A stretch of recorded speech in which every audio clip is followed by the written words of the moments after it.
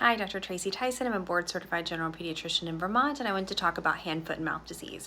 It's all the rage right now. It's really common in summer times, and it causes parents a lot of stress, and we get a lot of questions in our office about it, so I thought we might talk about it. Hand, foot, and mouth disease is a description of a few different viruses. Coxsackie is the most common virus, but there are other ones that can cause it. It's really common in children under the age of 6, and it is spread by respiratory droplets or saliva. You can get it anywhere, so a lot of times parents will say, I don't understand where they got it. They haven't gone anywhere. I mean, the parents can go to the grocery store and bring it home in their secretions, and they may just not have any symptoms. So it's spread by respiratory droplet. It's really common in the summer, and here's the symptoms. The symptoms typically are going to be high fever for anywhere between 1 to 3 days. There's not a lot of other symptoms with the fever, so we get a lot of call during that time period about just the fever, and it can be pretty high, 102, 103, 104. The child can be pretty fussy. Every once in a while there's a slight runny nose, but it's not as severe as other viruses when it comes to respiratory symptoms. The typical progression is then the fever starts to resolve, and then the child starts to get really, really fussy. The most common place for the rash to start is actually in the diaper area. And so we joke in pediatrics that it should be called hand, foot, mouth, and booty disease because of some of our worst rashes we actually see in the genital area.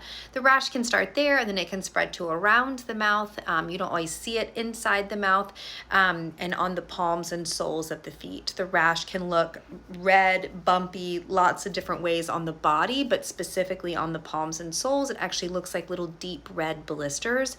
They can be extremely painful, and then when we look in the back of the throat, we can see those same little blisters all along the posterior pharynx or back of the throat.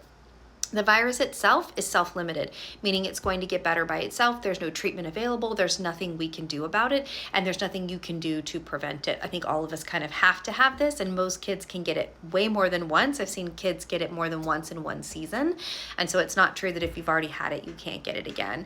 It's extremely contagious, so daycares and schools, this is a really hard thing for them to try to manage it once it gets started, so they do ask that children stay home until the fever's been resolved for at least 24 hours. But the big kicker with hand, foot, and mouth is that technically the rash is also contagious. And so until the rash has started to crust over or dry up, the child is still technically contagious. And this is a really frustrating part for working families, especially because the rash can last for 5 to 7 days. So sometimes it's an entire week off of work for the family. And so we certainly understand that. They don't need to be seen by a doctor to be diagnosed with hand, foot, and mouth disease. So these are the reasons why you might want to call your pediatrician. If your child is under a year of age and has a fever for over 24 hours and there's no obvious reason, call us. Like, we do want to talk you through it, make sure that they're staying hydrated, that they don't have any risk factors. If they're over 1, you can give them 2 days if they're acting okay. And this is all for a fully vaccinated child. And so if after 2 days the child is having really high fevers, we don't have a source yet, your pediatrician might recommend that they be seen when it's hand, foot, and mouth disease, and sometimes we'll stay a little bit longer. Other reasons why the child would need to be seen is if it's not completely clear that's what's going on. The rash can look really different in other people. There are other contagious rashes that are out there, and so certainly they might want to see you if it's not completely clear. Other reasons is that it can be very dehydrating for a child, and so toddlers especially will not drink if they're in pain, and so they will go on complete drinking strikes and they'll get dehydrated really quickly. So we'll ask you a lot of questions about how many wet diapers are they making, do they have saliva in their mouth when they cry, are there tears, are they active?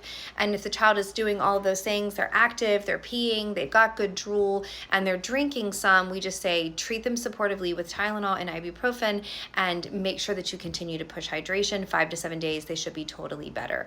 Other reasons we might need to bring them into the office is that every virus can then set you up for getting a bacterial infection. So if the child had a virus and then starts to get worse after day 5 to 7, sometimes that's another indicator that we need to bring them in to make sure that there's not a complicated infection like an ear infection or sinus infection, pneumonia coming afterwards. Hand, foot, and mouth is not a common cause of those. Typically, again, it's very self-limited, gets better on its own and goes away. So nothing to be afraid of. It's an annoyance. It's terrible. Both my kids had it. They were miserable. It was a horrible week of our lives. But usually it's very self-limited, nothing to be afraid of. And with a lot of love and care and attention at home, they get better really quickly. So I hope this helps. If you have any questions, let me know. If you have any topics you'd also like me to cover, leave some messages in the comments. Thanks.